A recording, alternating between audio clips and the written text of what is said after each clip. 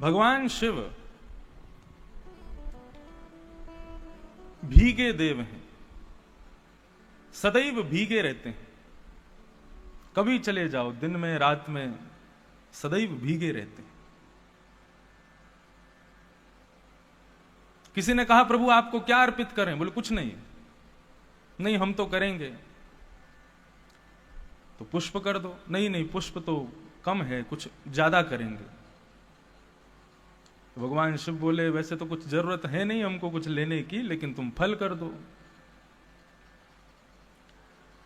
नहीं, फल भी नहीं करेंगे तो फिर पत्ते कर दो, बिल्व पत्र कर दो, तुलसी पत्र कर दो।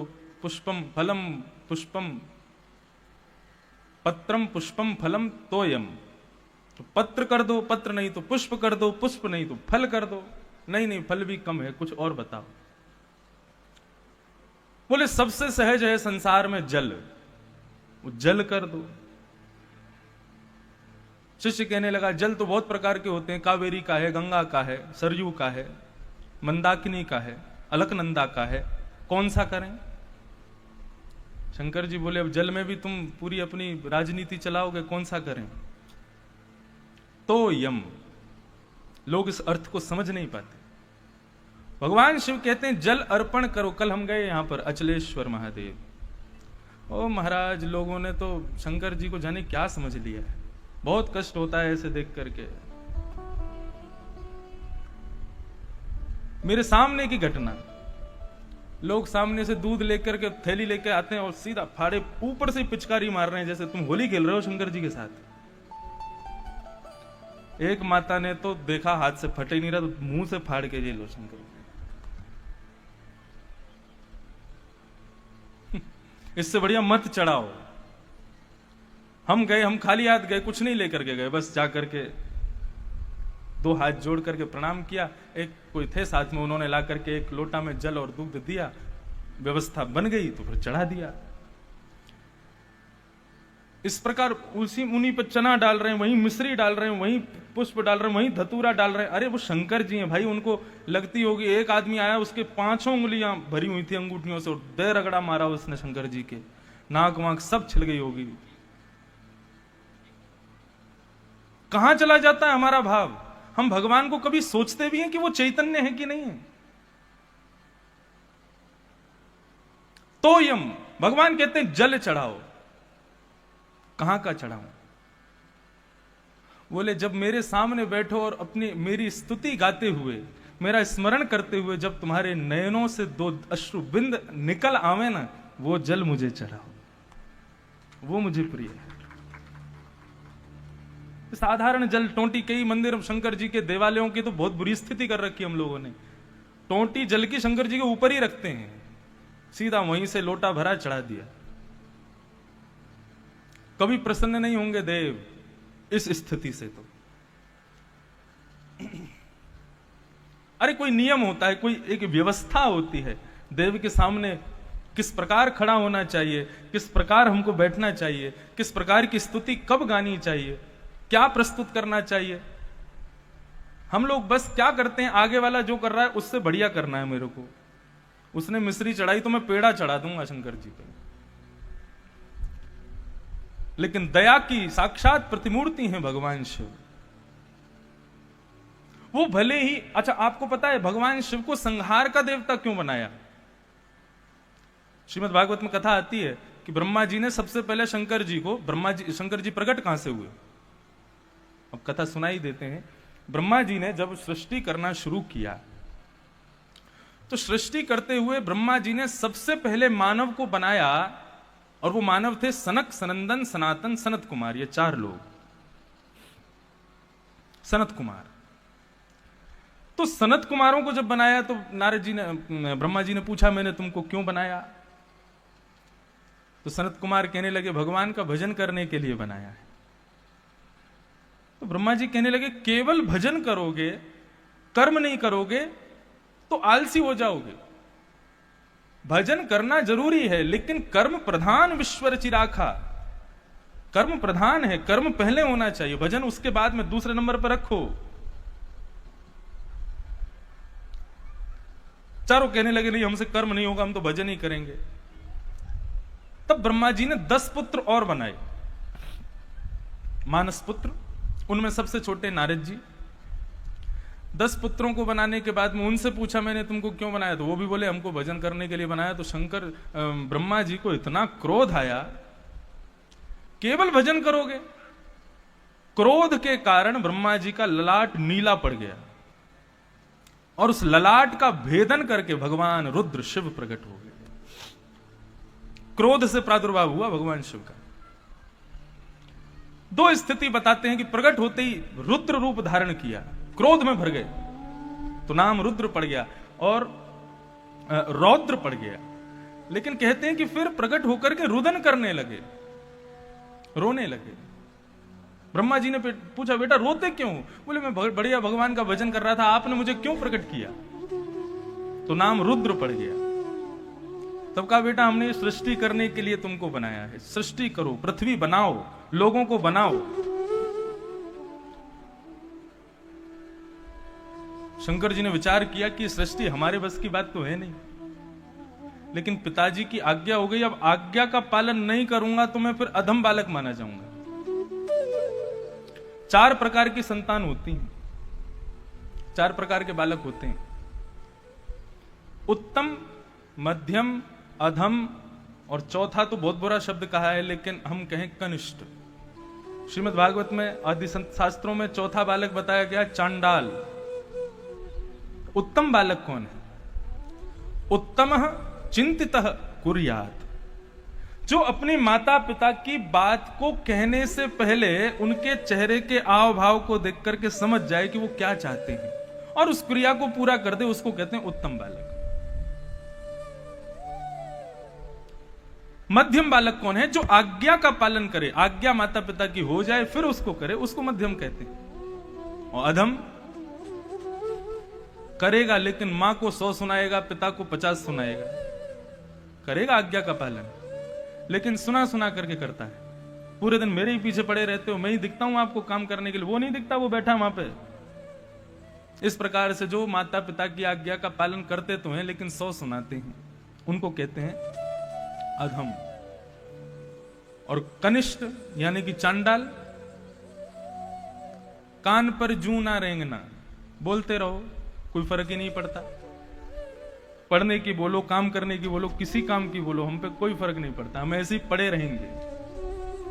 ऐसे बालकों को कहा जाता है कनिष्ठ। और शास्त्र भाषा में सुने तो चांडाल।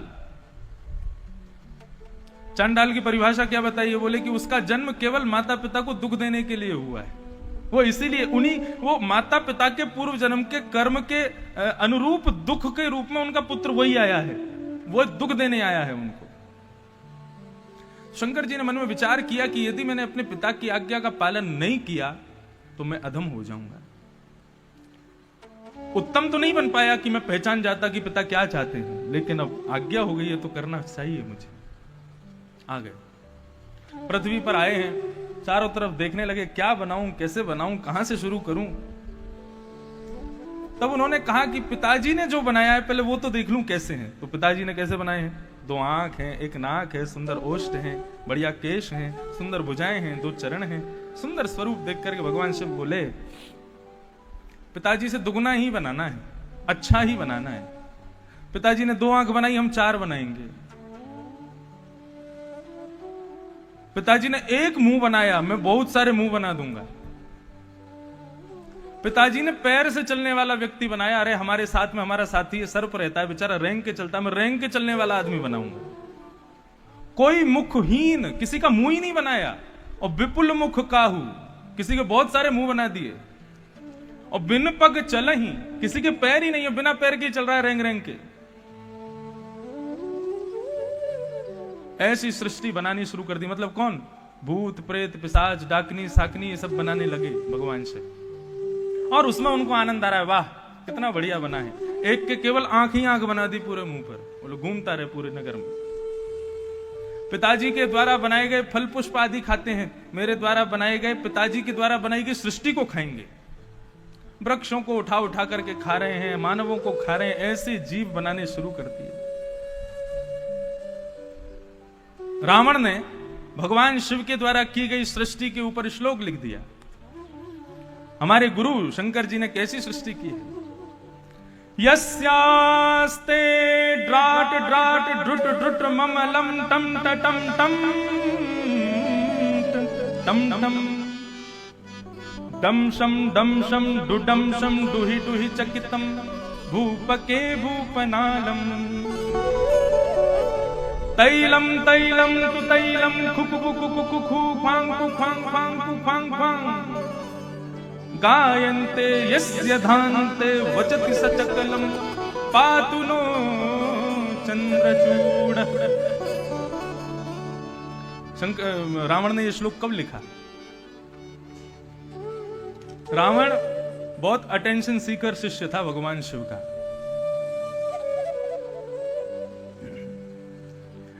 अपने विमान में बैठ करके जा रहा था तो विमान रुक गया। रावण ने पूछा रुक क्यों गए तुम? बोले सामने कैलाश पर्वत है, यहां से नहीं जा सकते हमको घूम के जाना पड़ेगा। रावण बोला कैलाश पर्वत की वजह से मेरा विमान रुकेगा? मैं कैलाश को उठा के बगल में पटक दूंगा। कैलाश पर्वत उठा लिया। जैसे ही उठाया तो पूरा पर्वत हिला। तो ऊपर बैठे हुए भगवान शिव के बगल में बैठी पार्वती जी बोली ये पर्वत हिल क्यों रहा है? भगवान शिव बोले चेला आया है नीचे, पर्वत उठा रहा है। तुरंत भगवान शिव पद्मासन में बैठे थे तो अपने चरण का अंगूठा केवल पृथ्वी पर जैसे ही स्पर्श कराया, स्पर्श कराती कैलाश इतना भारी हो गया, रावण की भुजाएं फटने लगी, नस नस ढीली हो गई, चीखने लगा। तब जाकर के उसने कैलाश को पुनर्स्थापित किया। उसने कहा इतना बलवान, इतना बल कहां से आया कैलाश में? ऊपर जाकर के देखा तो भगवान शिव बैठे थे। तभी उसने कहा कि मेरे गुरु तो आप ही हो, आप मेरे गुरु हैं। भगवान शिव को गुरु बना लिया। अब गुरु के रोज दर्शन करने चाहिए। अब रोज आता है और रोज आता है। जितने लोग लाइन में खड़े होते हैं, कतार में खड़े होते हैं, सबको पीछे छोड़ छाड़ करके और इस तरीके की स्तुतियां गाता है कि कैलाश की चट्टानें बजने लगती हैं, आकाश से मेघमालाएं बरसने लगते हैं रावण के मुख से निकलने वाले शब्दों को सुन करके। भगवान शिव का ध्यान भंग हो जाता है। एक दिन ऐसे ही दर्शन करने के लिए गया तो लाखों लोग खड़े थे। सब देवता भी रोज जाते हैं शंकर जी का दर्शन करने। रावण सोचने लगा इतना पीछे मैं खड़ा हूं, अभी शंकर जी तो बहुत दिन में देखेंगे, गुरु जी के दर्शन तो बहुत देर में होंगे, इतनी देर कैसे खड़ा रहूंगा? क्या करें, कैसे करें? तब उसने ये श्लोक बनाया, यस्यास्ते डाट डाट डुट डुट ममलो। बड़ा विचित्र श्लोक है, इसका छंद ही नहीं पता क्या है। टम टटम टम टटम टम डम शम डुडम शम डुही डुही चकितम। जब वो गा रहा था तो कैलाश अपने आप हिलने लगा। आकाश में दिखने वाले हिमालय की विशाल चट्टानें आपस में नृत्य करने लगी। और उस भयावह दृश्य से भयभीत होकर के सब देवता भाग गए वहां से। तब रावण जाता है अकेला और जाकर के शंकर जी को प्रणाम करता है। वाल्मीकि रामायण में लिखा है तब से शंकर जी ने बोला सुनो तुम मत आया करो यहां पर। बोले नहीं, दर्शन तो मैं रोज करूंगा। बोले नहीं, तुमको दर्शन रोज करना ना, हम रोज लंका आ जाएंगे लेकिन तुम मत आया करो यहां पर। तब से शंकर जी रोज लंका जाते हैं रावण को दर्शन देने के लिए कि कहीं ये नहीं आ जाए, ये आ गया तो सबकी नाक में दम करेगा। तो ऐसे भीगे देव हैं, सदैव भीगे रहते हैं। किसमें भीगे रहते हैं आपको पता है? राधा कृष्ण स्वरूप के सबसे बड़े उपासक कौन है? भगवान शिव। ये लोग नहीं जानते। लोग कृष्ण में और शंकर जी में भी बड़े भेद मानने लग जाते हैं। शंकर देव हैं, वो देव हैं, महादेव हैं। कृष्ण देव नहीं है, कृष्ण ईश्वर है, परमात्मा है। शंकर जी भी जिनका ध्यान करते हैं वो कृष्ण है। आप वृंदावन आएंगे तो राधा कृपा कटाक्ष स्तोत्र, कृष्ण कृपा कटाक्ष स्तोत्र, गोपाल सहस्त्र नाम, ये सब विद्वत्पूर्ण जो हमारे यहाँ के छोटे छोटे ग्रंथ हैं, इनमें देखिएगा किसने सुनाया है, किसने बनाया है, ये सारे स्तुतियां किसने लिखी हैं? तो शंकर जी ने लिखी। ऐसे भगवान शिव, उनको हम बारंबार आज प्रणाम करते हैं। गले रत्नम गीतम गगन तल रत्नम शशिमणि निशारत्नम चंद्रम शयन तल रत्नम शशिमुखी नदी रत्नम गंगा नृपति कुल रत्नम रघुकुलम सभारत्नम विद्या श्रवण तल रत्नम हरि कथा। भगवान शिव कहते हैं गले का सबसे बड़ा रत्न क्या है, गले का सबसे महंगा आभूषण क्या है, गले में विराजमान होने वाली सबसे अमूल्य ज्वेलरी कौन सी है? तब कहते हैं गले रत्नम गीतम। शंकर जी कहते हैं गले का सबसे सुंदर गीत यदि सबसे सुंदर रत्न कोई यदि है तो वह है गीत। सुंदर कंठ का होना, स्वर का होना। आप में से कई लोग सोच रहे होंगे तो हमारे पास स्वर नहीं है, इसका मतलब हमारे कंठ बढ़िया ही नहीं है। कई लोग जब गाते हैं तो राग रागनियों के भी हाथ पांव टूट जाते हैं कि ये क्यों गा रहा है हमको। हमारे परिकर में भी 2-4 लोग ऐसे ही हैं। वो जब गाते हैं ना तो वास्तव में लगता है कि राग प्रकट हो गया होगा, भैया मत गा मुझको। दोनों बातें हैं। देखिए राग का होना इतना अनिवार्य नहीं है। आपके कंठ में राग रागनियां विराजमान हो, बहुत सुंदर आप गावें, वो जरूरी नहीं है। अनुराग का होना बहुत जरूरी है, भाव का होना बहुत जरूरी है, राग इतना जरूरी नहीं है। तो गले का सबसे सुंदर रत्न क्या है? गीत। गले रत्नम गीतम गगन तल रत्नम दिनमणि। इस आकाश का सबसे बड़ा रत्न क्या है? आज हम दर्शन करने गए थे भगवान सूर्य। इस आकाश का सबसे सुंदर रत्न यदि कोई है तो वो है भगवान सूर्य। क्या अद्भुत। वैसे तो हमने यहां पे तो कॉपी की है हमारे कोणार्क मंदिर की जो उड़ीसा में है, लेकिन जब अंदर सूर्य भगवान का दर्शन किया, आहा अद्भुत स्वरूप है, मानो साक्षात सामने सूर्य नारायण विराजे हों, ऐसा अनुभव हो रहा था। बहुत सुंदर। तो वे कौन है? इस आकाश के सबसे सुंदर रत्न हैं शशिमणि, दिनमणि, यानी कि सूर्य। निशा रत्नम चंद्र। रात्रि का सबसे सुंदर रत्न कौन है? चंद्रमा। ये रात्रि के सबसे सुंदर रत्न है। नदी रत्नम गंगा। नदियों में रत्न कौन है? गंगा। नृपति कुल रत्नम रघुकुलम। राजाओं में सबसे सुंदर रत्न रूपी कुल कौन सा है? बोले रघुकुल, राम जी का। सभा रत्नम विद्या। जहां पर 100, 200, 1000, 500 लोग बैठे हों, वहां पर सबसे सुंदर रत्न क्या है? विद्या। जो विद्वान होगा उसी की इतने लोगों में पूछ होगी, जो जानता होगा, जानकार होगा। ठीक उसी प्रकार कहते हैं भगवान शिव, श्रवण तल रत्नम हरि कथा। इन कानों का सबसे सुंदर रत्न यदि कोई है तो वो है भगवान की मंगलमयी कथा। ऐसे भगवान के मंगलमयी कथा प्रसंगों में जिनकी अति रुचि है, ऐसे शिव जी को हम बारंबार प्रणाम करते हैं। आज के मंगलमय प्रसंग में प्रवेश करें।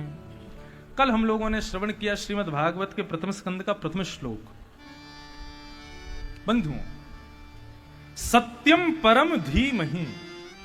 बहुत ध्यान से सुनिएगा, एक एक शब्द सुनिएगा।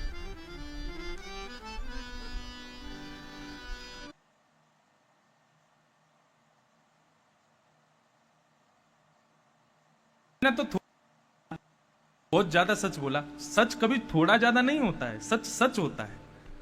यहां परम सत्य का शब्द का प्रयोग क्यों किया गया? परम शब्द लगाना ही क्यों पड़ा? यह प्र उपसर्ग संस्कृत में क्यों लगाया गया? श्रेष्ठ के लिए लगाया जाता है। सत्य कोई श्रेष्ठ या अश्रेष्ठ नहीं होता, सत्य तो सत्य होता है। तो फिर प्र उपसर्ग क्यों लगा? तो जरूर वेदव्यास जी ने इसमें कुछ कहा है, कुछ प्रस्तुत करने का प्रयास किया है। कृष्णम परम धीमहि कहते, रामम परम धीमहि कहते, देवी परम धीमहि कहते, शिवम परम धीमहि कहते। किसी देवी देवता का नाम नहीं लिखा, सत्यम परम धीमहि। वेदव्यास जी महाराज ने श्रीमद् भागवत के प्रथम श्लोक में कह दिया कि यह भागवत की कथा सबके लिए है। किसी एक मजहब के लिए, किसी एक पंथ के लिए, किसी एक संप्रदाय के लिए, किसी एक जाति विशेष के लिए नहीं। सत्यम परम धीमहि। सत्य को वंदन करते हुए वेदव्यास जी ने कहा यह वह सत्य है जो सबको प्रिय है। सिख भाइयों से भी मिलेंगे तो वे भी सत श्री अकाल, वो भी सत्य को वंदन करते हैं। देवी को भजने वालों के पास भी जाओगे तो वे भी कहेंगे सांचे दरबार, सांचा यानी कि सत्य। शंकर जी को भजने वाले सत्यम शिवम सुंदरम सत्य।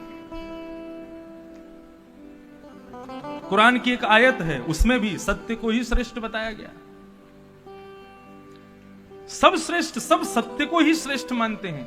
इसलिए श्रीमद् भागवत में किसी एक देवता को रख करके और प्रथम श्लोक नहीं लिखा गया, सत्य कहा गया, यानी कि सबके लिए, सब आइए, सर्वव्यापी है।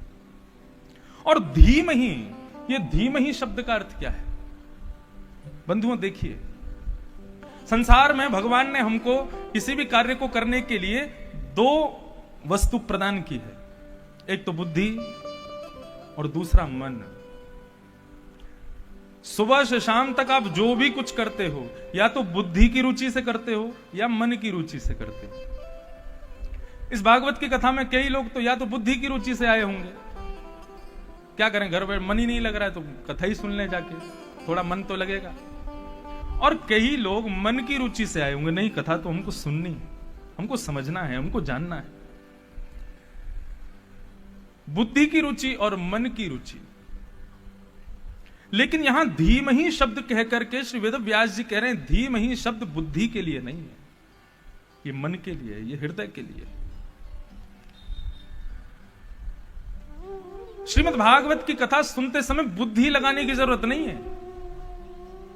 बुद्धि लगा करके यदि आप बैठेंगे कथा में, बुद्धि को श्रेष्ठ मान करके यदि बैठेंगे, तर्क प्रकट होंगे, प्रश्न प्रकट होंगे। ऐसा कैसे हो गया, ये कैसे हो गया, भगवान की लीला पर संशय प्रकट हो जाएंगे कि ये कैसे कर दिया भगवान ने। इसलिए बुद्धि का विषय नहीं है, हृदय का विषय, मन का विषय।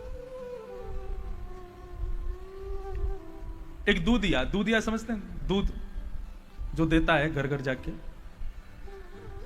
एक दिन उसकी इच्छा हुई कि मैं अपने लिए सुंदर कुर्ता बनवाऊं, और वो दर्जी की दुकान पर गया और दर्जी से जाकर के बोला कि मुझको कपड़ा दो मेरे नाप का, जिससे मैं अपना कुर्ता बनवाऊं।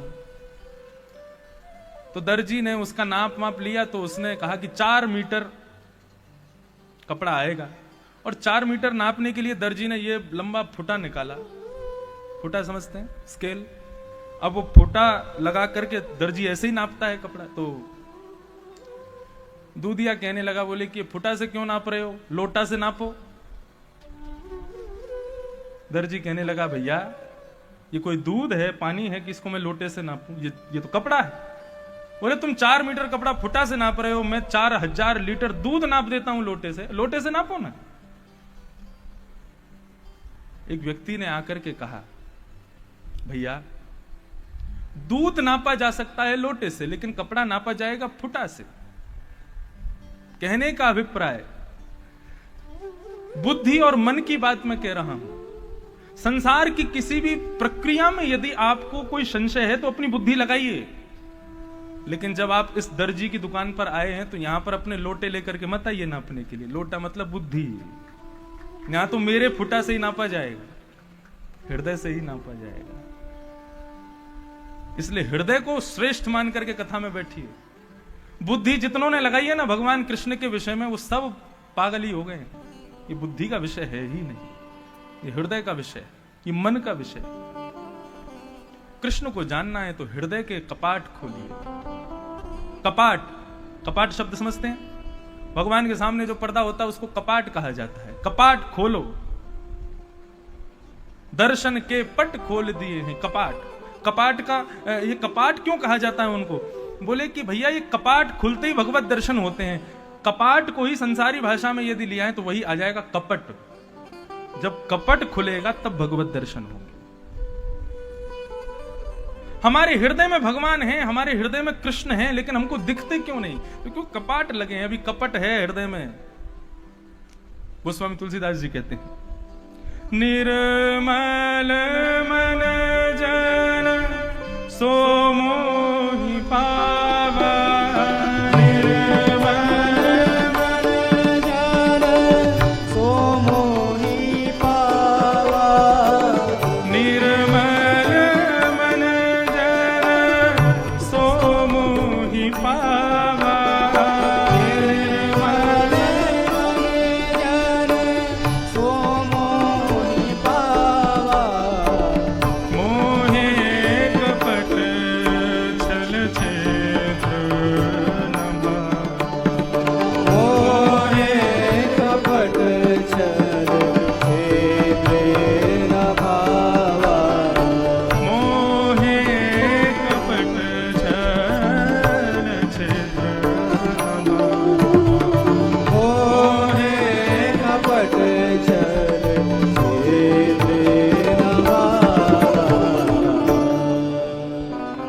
ने स्पष्ट बता दिया मैं किसको मिलता हूं। निर्मल मन जन सो मोहे पावा। जिसका मन निर्मल है वही मुझे प्राप्त कर सकता है। मोहे कपट छल छिद्र ना भावा। मुझे कपट प्रिय नहीं है, मुझे छल छिद्र प्रिय नहीं है। कपट का मतलब क्या होता है? कपट का मतलब होता है कि दिखाएंगे तो हम तुम्हारी हितैषी हैं, लेकिन करेंगे सारे काम वही जिससे आपका अनहित हो। इसको कहते हैं कपट। भगवान कहते हैं ये मुझे प्रिय नहीं है। तो अपने हृदय से कपट दूर करना, इसका तात्पर्य क्या है? कपाट खोल देना, और तब हृदय में विराजमान ठाकुर जी श्याम सुंदर के दर्शन हो जाएंगे। श्री राधा रमण जी का जो स्वरूप वृंदावन में विराजमान है, उस स्वरूप के पीछे एक चैतन्य महाप्रभु के वंशज, उन्हीं के वंश परंपरा, गुरु परंपरा में एक बड़े अच्छे अद्भुत संत हुए। वे वर्णन करते हैं कि राधा रमण जी का जो स्वरूप है ये कैसे प्रकट हुआ, ये इतना सुंदर स्वरूप आया कैसे। तब वे कहते हैं कि जब श्याम सुंदर अपनी प्रिया यानी कि श्री किशोरी जी के नेत्रों में देख रहे हैं, तो नेत्रों में देखते देखते ठाकुर जी को किशोरी जी के नेत्रों में एक ठाकुर जी और दिखते हैं। वो ठाकुर जी नेत्रों के भीतर एक और किशोरी जी के नेत्रों में दिख रहे हैं। वो ठाकुर जी जिन किशोरी जी के नेत्र में दिख रहे हैं, उनको भी वहां पर एक ठाकुर जी दिख रहे हैं जो किसी और किशोरी के नेत्रों में देख रहे हैं। वृंदावन रस परंपरा यदि मैं बोलने लग जाऊं तो आप लोग सिर पकड़ करके बैठ जाओ।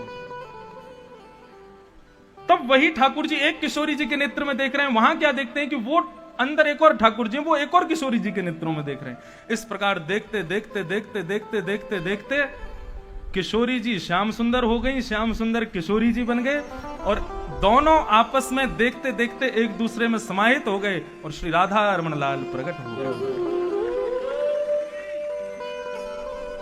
भगवान कृष्ण को कभी एक रूप नहीं मानना चाहिए, इस बात को लिख लीजिएगा। बहुत बड़ा अपराध होता है उनको केवल कृष्ण समझना।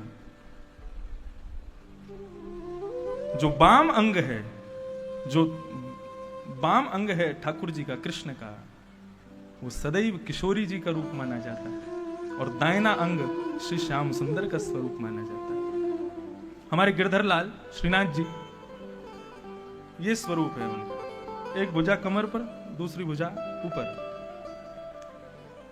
तो हमारे ठाकुर जी का श्रृंगार भी ऐसे होता है। तो मुकुट जितने भी धराए जाएंगे वो सब इधर ही धराए जाएंगे, मतलब ये ठाकुर जी का कृष्ण स्वरूप है। और चंद्रिका है, छोटे छोटे जो भी आभूषण, शीश फूल आदि वो इधर धराए जाते हैं, ये किशोरी जी का स्वरूप है। श्रीमद वल्लभाचार्य जी को स्वप्न में दर्शन, दोनों नृत्य करती, तो नृत्य करते हुए श्याम सुंदर किशोरी जी को देख रहे हैं, किशोरी जी श्याम सुंदर को देख रही हैं। देखते देखते देखते देखते एक दूसरे के समीप आए। जैसे ही समीप आए तो इच्छा हुई कि दोनों एक हो जाएं। हमारा शरीर पांच भौतिक शरीर है, हम किसी का स्पर्श करेंगे तो टकरा जाएंगे, लेकिन ठाकुर जी का चिन्मय स्वरूप है, वे पांच भौतिक देह नहीं है उनका। जैसे ही किशोरी जी और श्याम सुंदर एक दूसरे के समीप आए हैं, तो किशोरी जी का दाहिना आधा अंग श्याम सुंदर में प्रवेश कर गया, और ठाकुर जी का बायां अंग आधा किशोरी जी में प्रकट कर गया। तो उर्द बाहु जो किशोरी जी थी, आधी ठाकुर जी के भीतर चली गई, तो आधी ऐसी रह गई। और ठाकुर जी जो दोनों भुजा कटी पर रखे थे, वो किशोरी जी के पास गए, तो आधे किशोरी जी में चले गए। तो यहां पर कटी भाग में हाथ रखे हैं, ऊपर भुजा उठी हुई है, यही श्रीनाथ प्रकट हो गए। कितने भी स्वरूप कृष्ण के हों, एकांत कृष्ण नहीं है वो, उनके साथ सदैव किशोरी जी रहती। हमारे वृंदावन में आपको किसी भी मंदिर में राधा रानी का दर्शन होगा ही नहीं। बिहारी जी गए हैं आप, काले कलूटे पे खड़े होंगे बड़े बड़े आंखों को लेकर के, लेकिन राधा रानी कहां है? बगल में एक साड़ी पहन करके और एक चूड़ामणि दिखाई देती, बोलते हैं ये राधा रानी है। वो उन लोगों के लिए राधा रानी है जिनको वो लगता है कि अकेले ठाकुर जी खड़े हैं, लेकिन हम ब्रजवासियों को लगता है किशोरी जी और ठाकुर जी दोनों संग खड़े हैं। जिस प्रकार व्यक्ति इस प्रकार मुंह कर ले तो उसका इतना ही अंग दिखता है, अब यहां का इतना अंग और यहां का इतना अंग दोनों एक कर दो, एक ही अंग हो जाएगा। प्रत्येक स्वरूप ठाकुर जी का दो रूप है। तो भगवान कृष्ण को बुद्धि से नहीं जाना जा सकता। धीमहि शब्द कह करके वेद व्यास जी कहते हैं उनका धारणा करो, और धारणा सदैव हृदय से हो सकती है, बुद्धि से नहीं हो सकती। बुद्धि से आप नहीं पहचान पाओगे उन्हें। तो इस प्रकार सत्यम परम धीमहि, परम सत्य की वंदना की गई। कल श्रीमद् भागवत के द्वितीय श्लोक में मैंने आपको विषय, अधिकारी, संबंध और प्रयोजन 4 बातें बताई। अब जन कितनों को याद है, अब भूल भी गए होंगे। कथा लोग पूछो किसी से कैसी लगी, वो बहुत बढ़िया। अच्छा क्या सुनाया था हमने, ये नहीं पता, ये याद नहीं है। 4 प्रकार के अवर श्रोता होते हैं और 4 प्रकार के प्रवर श्रोता होते हैं। पहले अवर बताते हैं। अवर मतलब इशारे से ही समझ जाओ बस। अवर श्रोता कौन से होते हैं? पहला बताया ऊंट। ऊंट का स्वभाव क्या होता है? ऊंट को यदि आपने गुलाब जामुन खिला दिया पागल हो जाएगा वो। क्यों? गुलाब जामुन अच्छा ही नहीं लगेगा उसको। उसको क्या खिलाओ? बबूल के कटीले और नुकीले पत्ते खिलाओ, उनको खाएगा। नीम खिलाओ, उसको खाएगा। मतलब श्रोता कैसे? बोले उनको रस की चर्चा सुनाओ, प्रेम की चर्चा सुनाओ, उसमें उनका मन नहीं लगेगा। महाभारत का रौद्र रूप सुना दो, उसमें महाभारत में युद्ध चल रहा है, दुर्योधन भीष्म पितामह आदि सब लड़ रहे हैं, हाँ इसमें आ रहा है आनंद। बाहर की फालतू बातें सुनाओ, उसमें उसको खुश होता है। कथा ज्यादा मत सुनाओ। आजकल के श्रोता भी बड़े विचित्र हैं। एक हमारे साथ पंडित जी रहते थे, अभी भी रहते हैं कभी कभी। मैं बहुत दिन से उनको देख रहा था, वो अपने बाल बड़े करने में लगे हुए थे। मैंने कहा तुम इतने बाल बड़े क्यों कर रहे हो अपने? बतावे नहीं। मैं उसके पीछे पड़ गया। मैंने कहा आज तो तुमको कटवाने ही पड़ेंगे, मुझसे देखे नहीं जा रहे हो। इतने बड़े बड़े बाल भाई कैसे रखते हो सिर पे? जब मैं सौगंध खिलाने पे आ गया, मैंने कि तुमको जाना ही पड़ेगा, तब वो मेरे पास आके बोले महाराज जी मेरी एक दुविधा है। मैंने क्या? मेरी 2 महीने बाद कथा है। मैंने कि तो कथा है तो बाल बढ़ाओगे? बोले नहीं, हमारे यजमान ने कहा है बड़े बाल होंगे तो ही कथा कराएंगे।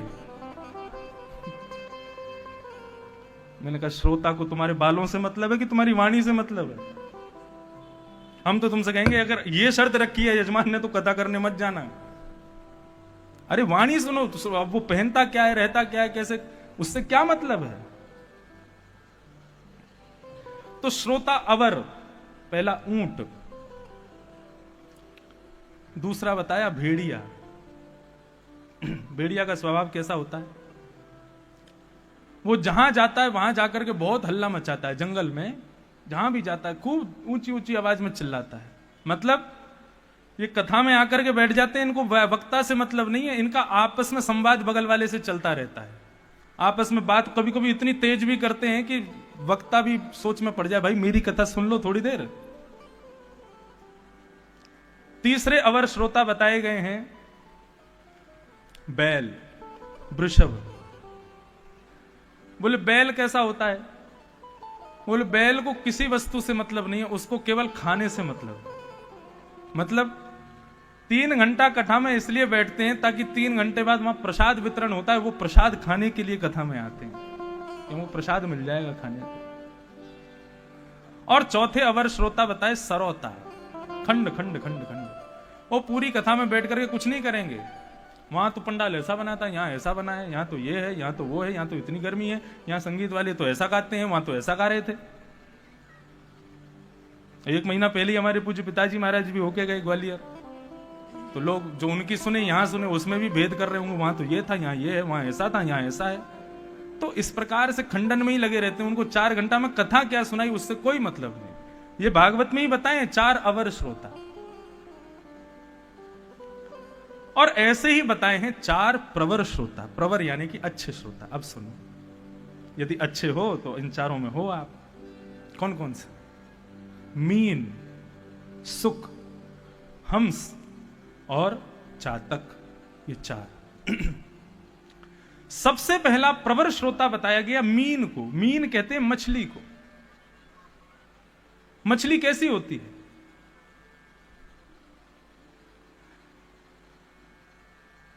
मछली को यदि आप उसके जलाशय से दूर करके और एक घड़े में दूध भर के और मछली को प्रलोभन दो, तू देख जल छोड़ दे, जल तो सस्ता होता है, मैं तुझे महंगे दूध में तेरे को जगह दूंगा, तू दूध में रहना आज के बाद।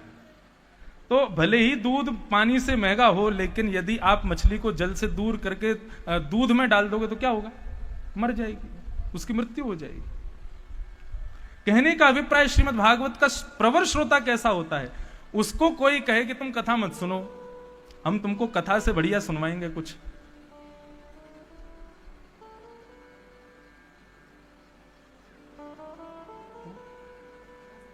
हाँ,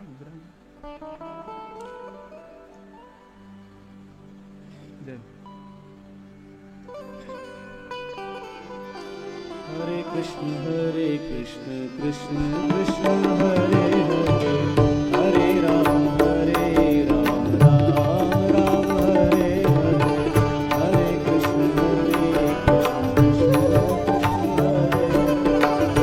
हरे राम हरे कृष्ण कृष्ण कृष्ण हरे हरे, हरे राम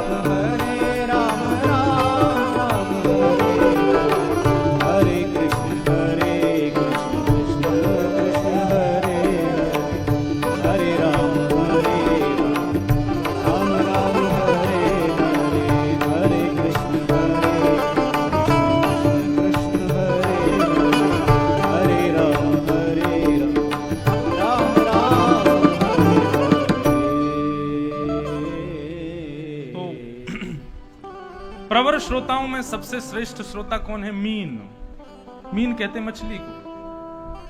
तो मछली को कोई कितना भी प्रलोभन दे कि तुझको जल से बढ़िया जगह ले जाएंगे हम, दूध है, दही है, घी है, सब महंगे हैं जल से ज्यादा, तेल है, हम उसमें रखेंगे, लेकिन मछली वहां जीवित नहीं रह पाएगी। ठीक उसी प्रकार यदि कोई व्यक्ति भागवत के श्रोता को प्रलोभन देवे कि हम तुमको इससे भी बढ़िया चुटकुल्ला सुनवाएंगे, तुमको बढ़िया, अब कुछ भी समझ लीजिए, इसके विपरीत में आपको कोई और प्रलोभन देवे, उस पर आकृष्ट ना होना, यह प्रवर श्रोता का प्रथम लक्षण है। कथा यानी कि कथा, उस बीच में मुझे कुछ नहीं चाहिए। एक श्रोता कथा सुन रहा था, तो सुनते सुनते सुनते इतना भाव विभोर हो गया कि रुदन करने लगा, भुजाएं उठाकर के भगवान को पुकारने लगा। भगवान बोले, इतना भाव विभोर होकर के रो रहा है, तो तुरंत भगवान वहां प्रकट हो गए और प्रकट होकर के उसके कंधे पर हाथ रखा। तो जैसे कंधे पर हाथ अनुभव हुआ तो उसने पीछे देखा, पीछे देख करके कहा, बोले कि तुम बहुत रो रहे थे ना, इसलिए मैं तुमको प्रकट होकर दर्शन देने आ गया हूं। उसने प्रणाम किया भगवान को। भगवान बोले, अब हमसे बात कर लो, हम आए हैं। तो श्रोता कहने लगा, महाराज जी अभी 2 घंटे की कथा बची है, आप 2 घंटा बैठ लो, हम कथा सुन लें, फिर उसके बाद आपसे बात करेंगे। जिस कथा की कृपा से हम आपको जाने हैं, पहचाने हैं, आपसे मिल रहे हैं, उस कथा के बीच में आप आ जाओ तो हम कथा छोड़ दें? इतने स्वार्थी नहीं है हम। अरे हमारी वृंदावन रस परंपरा कहती है, विपिन राज सीमा से बाहर हरि को ना ही निहार, रेमन वृंदा विपिन बिहार। ये मन यदि कभी विपिन राज यानी कि भगवान द्वारिकाधीश हमारे राधा रमन लाल श्री बांके बिहारी जी कभी सीमा से बाहर प्रकट हो जाएं, यानी कि जहां पंडाल खत्म हो उसके बाहर खड़े हो जाएं और खड़े होकर के कहें, चलो मैं तुमको दर्शन देने के लिए आया हूं, जल्दी आ जाओ, तो हरिहु को ना ही निहार, उनको भी मत देखो।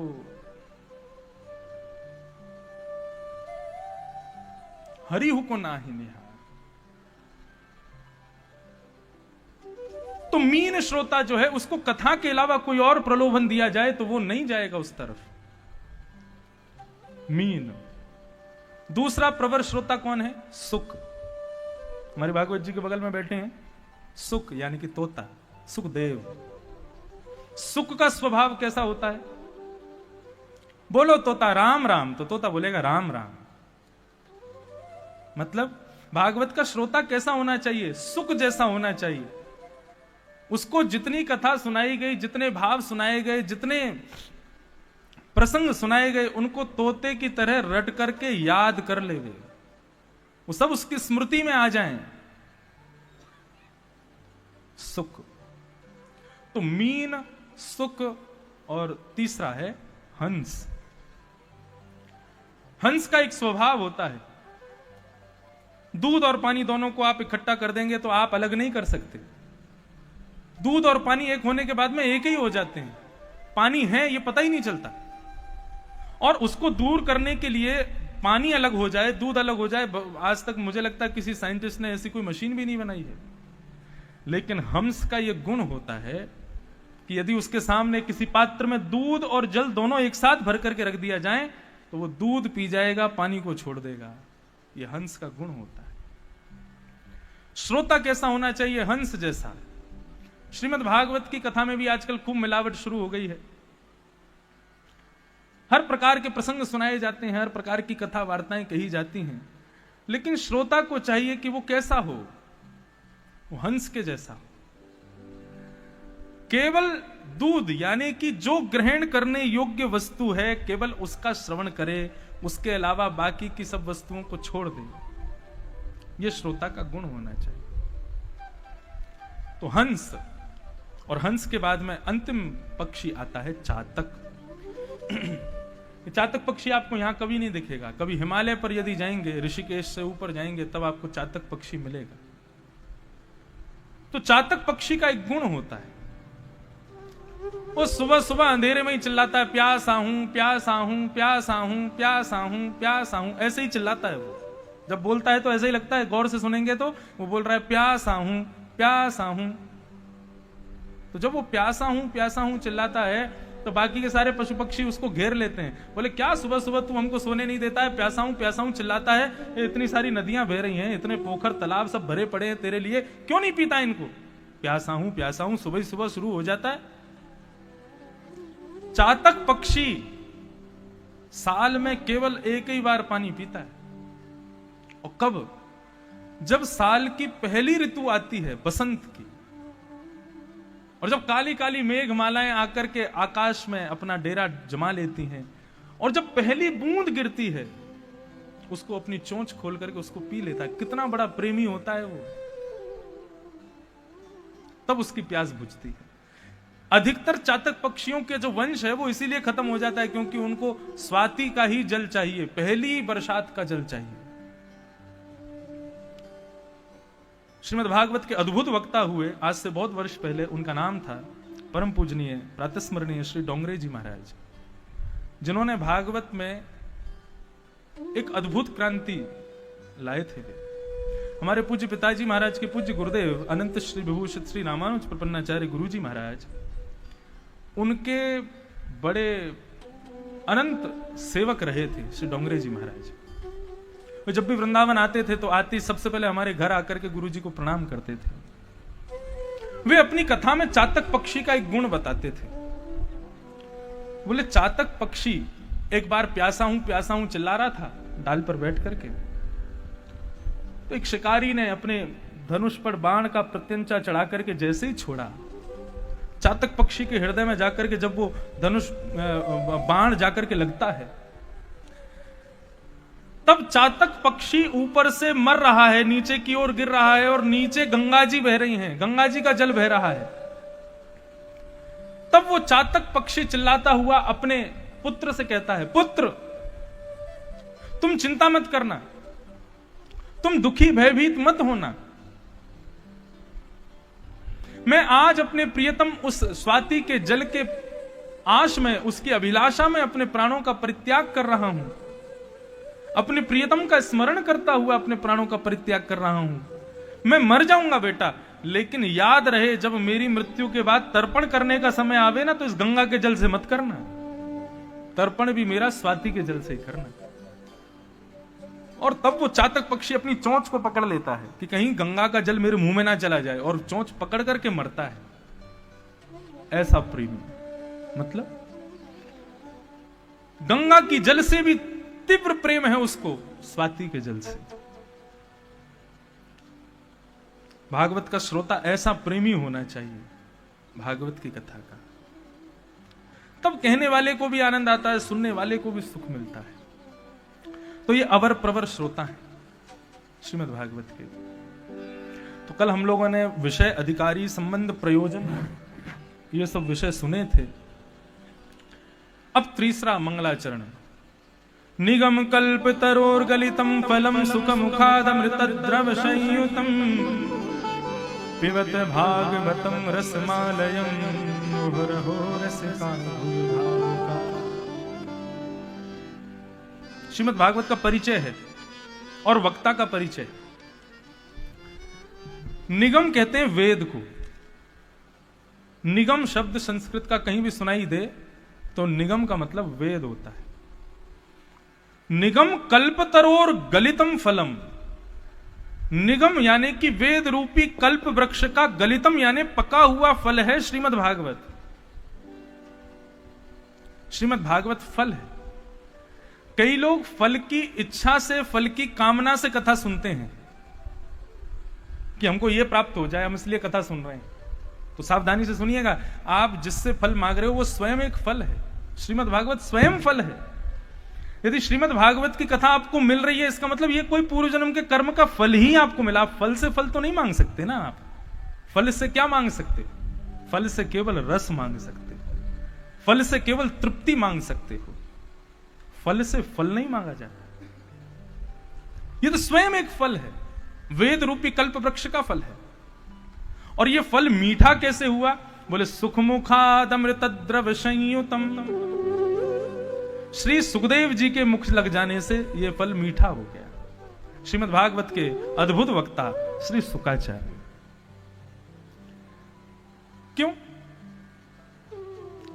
चील के मुख लग जाने से कभी फल मीठा क्यों नहीं होता? कबूतर के मुख लग जाने से मीठा क्यों नहीं होता? तोते के मुख लगने से क्यों मीठा होता है? आपने खाया कभी ऐसे फल जहां पर तोते का मुंह लगा हो? अभी हम कुछ समय पहले एक जगह है लखनऊ के पास, मलिहाबाद, वहां कथा कर रहे थे। वहां वो प्रसिद्ध है पूरे भारत में, पूरे देश में। वहां पर आम वहीं से जाता है। वहां पर एक वृक्ष है, एक अकेले पेड़ में 122 प्रकार के आम लगते हैं, एक अकेले पेड़ में। गिनीज वर्ल्ड रिकॉर्ड बुक में उसका नाम है उस पेड़ का। उसके बगल में ही कथा थी हमारी। तो वहां पर तोते बहुत थे। तब भी मैंने ये प्रसंग जब बोल रहा था तब भी ये भाव मेरे हृदय में आया था। मैंने कहा आप एक बात बताइए, आपके यहां इतने सारे आम के पेड़ हैं, लेकिन आम के फल पर चोंच केवल तोता ही मारता है, चील क्यों नहीं मारती? आम के पेड़ पर जाकर के चील भी बैठती है, भूख लगी है उसको, वो भोजन ढूंढती है लेकिन आम नहीं खाती। आम के पेड़ पर जाकर के कबूतर भी बैठता है, भोजन ढूंढता है लेकिन आम को नहीं खाता। लेकिन उसी आम के वृक्ष पर जब तोता जाकर के बैठता है तो अपनी वनस्पति की विद्या से सबसे सुंदर फल को खोजता है और उस फल के पास जाकर के अपनी चोंच मारता है, स्वयं भी रस लेता है और जैसे ही चोंच बाहर निकालता है तो उसकी चोंच बाहर आते ही जितना छिद्र हुआ वहां से रस निकल करके टपक करके पृथ्वी पर गिर जाता है। छोटे छोटे चींटे, छोटे छोटे चींटियां, छोटे छोटे कीड़े मकोड़े भी उस रस को लेकर के आनंदित हो जाते हैं। भागवत का वक्ता सुख जैसा होना चाहिए, सुखदेव जैसा होना चाहिए, तोते जैसा होना चाहिए। कैसा? बोले इस भागवत रूपी फल में मुख लगा करके पहले तो स्वयं रस लेवे और स्वयं रस लेकर के सामने बैठे हुए जितने श्रोता हैं उनको भी रस में सराबोर कर देवे। ये भागवत के श्रोता का लक्षण, वक्ता का लक्षण। सुख मुखाद अमृत द्रव संयुतम पिबत भागवतम रसमालयम मुहुरहो रसिका भुवि भावुका। इस भागवत की कथा को सुनो मत, सुनना नहीं, पीना है, पिबत। लोग पीते हैं, पी पी के गिरते, हम भी पीते हैं, गिरते नहीं हैं।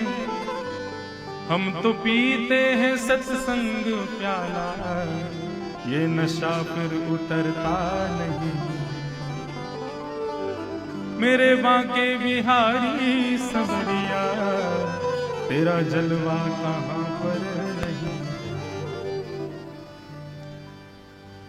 संसार के लोग भी पीते हैं लेकिन पी करके गिर जाते हैं। हम पीते गिरते नहीं, संभल जाते हैं। और लेकिन पीता है वही संभलता है।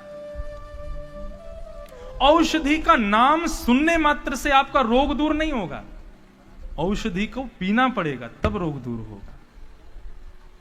ठीक उसी प्रकार श्रीमद् भागवत केवल सुनने तक सीमित रखेंगे तो आपका रोग दूर नहीं होगा। श्रीमद् भागवत सुनने की इच्छा यदि, पीने की इच्छा यदि रखेंगे तो रोग दूर होगा। इस प्रकार श्रीमद् भागवत का तृतीय मंगलाचरण कहा गया। हम तीनों मंगलाचरणों को प्रणाम करते हैं। अभी तो मंगलाचरण हुआ है, अब कथा शुरू होगी। नैमिषारण्य क्षेत्र में 88,000 सौनिक आदि ऋषि बैठे हैं और उन्होंने सूत जी से 6 प्रश्न किए। इन्हीं प्रश्नों में अब कथा शुरू होगी। किम श्रेय शास्त्र सारः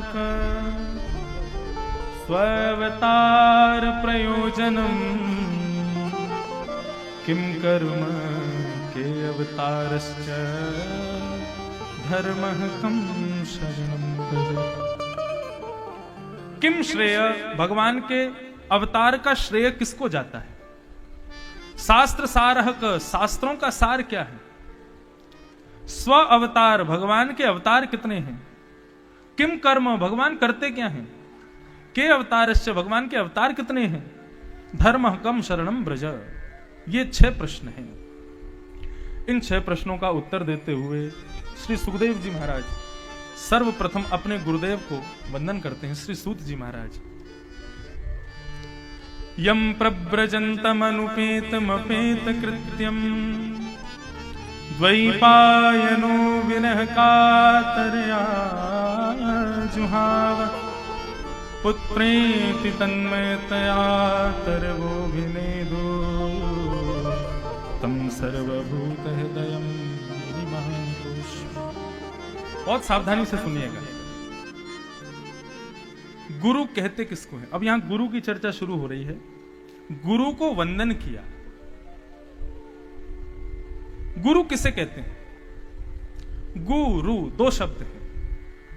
तो गु शब्द का अर्थ होता है गुकारस्तु अंधकारस्यात्। गु शब्द का मतलब अंधकार, और रुकारस्तु निरोधकः, और रू शब्द का मतलब अंधकार को दूर करने वाला।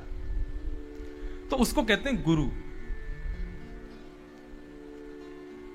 गुरु किसी शरीर को नहीं कहते, गुरु किसी महात्मा को नहीं कहते, गुरु किसी श्रेष्ठ ज्ञानी व्यक्ति को नहीं कहते। गुरु केवल वाणी को कहा जाता है। किसको? वाणी को। गुरु कोई शरीर होता तो फिर गुरु का तो अंत कभी होता नहीं है। शरीर का अंत कैसे हो जाता है? गुरु यदि कोई शरीर होता तो गुरु तो कभी पद से भ्रष्ट होता नहीं, लेकिन कई गुरु अपने पद से भ्रष्ट हो जाते हैं। गुरु शरीर को मानेंगे तो फंसेंगे, गुरु वाणी को मानेंगे। मैंने आज तक 5 वर्ष की अपनी भागवत की सेवा में आज तक किसी को शिष्य नहीं बनाया और ना कभी बनाऊंगा। इसी सिद्धांत को, इसी संकल्प को लेकर के मैं पिताजी से व्यासपीठ पर बैठा था कि मैं कभी शिष्य नहीं बनाऊंगा। आप बनाइए, मैं भी आपका शिष्य हूं, लेकिन मुझे ये गुरु शिष्य का भाव नहीं रखना।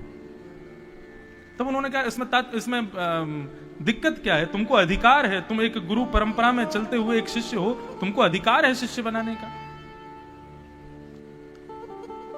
तब अपने मन का ये भाव मैंने पूज्य पिताजी से कहा कि केवल एक मंत्र दे करके, हमारे यहां श्री वैष्णव संप्रदाय में दीक्षा कैसे होती पता है? शंख चक्र दोनों को गर्म किया जाता है, हवन किया जाता है, फिर उनको गर्म किया जाता है, गर्म करके शंख चक्र को यहां छुपाया जाता है। उनका जो स्पर्श होता है, उनके जो चिन्ह होते हैं वो 28-28 साल तक उनके चिन्ह बने रहते हैं, दूर नहीं होते। यहां शंख, यहां चक्र, और फिर ये श्री लगा करके ये गुरु दीक्षा है, और गुरु मंत्र है, रोज उसका पाठ करना पड़ता है। तो मैंने पूज्य पिताजी महाराज से कहा कि गुरु दीक्षा देकर के क्या फायदा जब मेरी वाणी से कोई व्यक्ति दिशा ही ना पा सका हो। यदि किसी ने मेरी वाणी को अवलोकन करके उस दिशा पर कोई ना चला हो, उसको दीक्षा देने का क्या अभिप्राय है? और यदि कोई दिशा पर चल दिया हो, मेरी वाणी सुनकर के, मुझे सुनकर के कोई उस मार्ग पर चल दिया हो, तो फिर उसे दीक्षा की क्या आवश्यकता है? वो दिशा पर तो चल ही रहा है, दिशा तो उसको मिली गई है, अब दीक्षा क्यों? मेरा कोई दीक्षा से कोई वो नहीं है कि नहीं लेनी चाहिए। मैं स्वयं दीक्षित हूं, मुझे स्वयं पूज्य पिताजी महाराज ने दीक्षा दी है।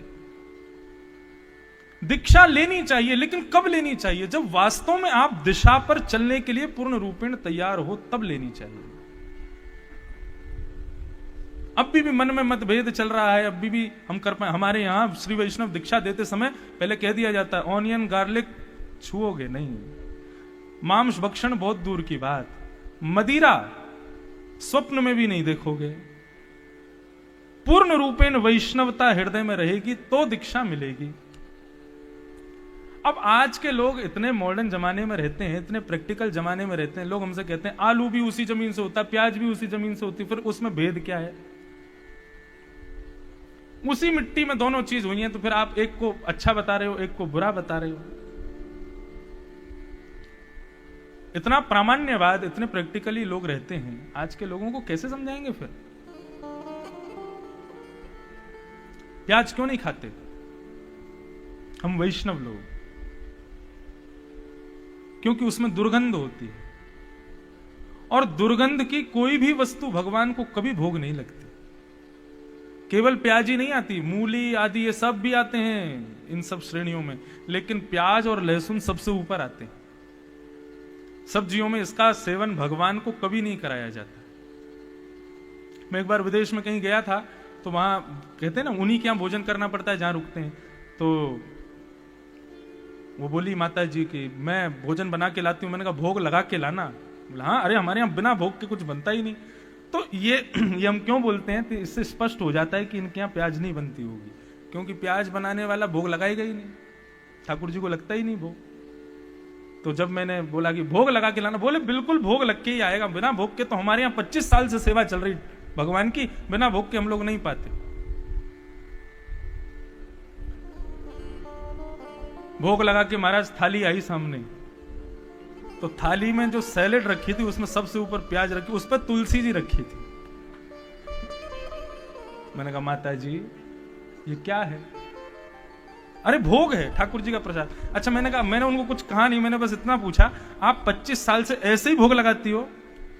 बोले हाँ बिल्कुल ऐसे ही भोग लगाते। मैंने कहा जय हो, तुम्हारे ठाकुर जी तो प्याज लहसुन खाने वाले बन गए हैं, मैया इसका भोग नहीं लगता ठाकुर जी को। बोले अब हम यहाँ यूएस में रहते हैं, यहाँ कहां तक वो करें? अरे तो मैंने कहा तुम खाओ, भगवान को क्यों खिलाते हो? भगवान को भोग नहीं लगता उसका। अच्छा, आज हमको एक बड़ी विचित्र बात पता चली है। मैं किसी चीज का खंडन नहीं करता, लेकिन मुझे पता चला है तो बोल दूं। कौन सी देवी है वो प्याज की भुजिया का भोज लगता है? हाँ, पीताम्बरा मैया। वहां हमको आज पता चला प्याज की भजिया का भोग लगता है, जबकि वहां पर कोई कुंड सरोवर है, उसमें मछलियां हैं। एकादशी के दिन वो मछलियों को दाना डालोगे तो वो खाती नहीं है, क्योंकि उनका भी व्रत होता है। वहां प्याज की भजिया का भोग लगता है। होगी कोई प्रथा, लेकिन शास्त्राज्ञा है। गीता में भगवान कहते हैं भुंजते ते त्वघम पापात। भगवान कहते हैं जो व्यक्ति मेरा बिना भोग लगाए भोजन करता है वो अपना पाप खा रहा है, और मुझे भोग में वो वस्तु नहीं आएगी जिसमें दुर्गंध हो।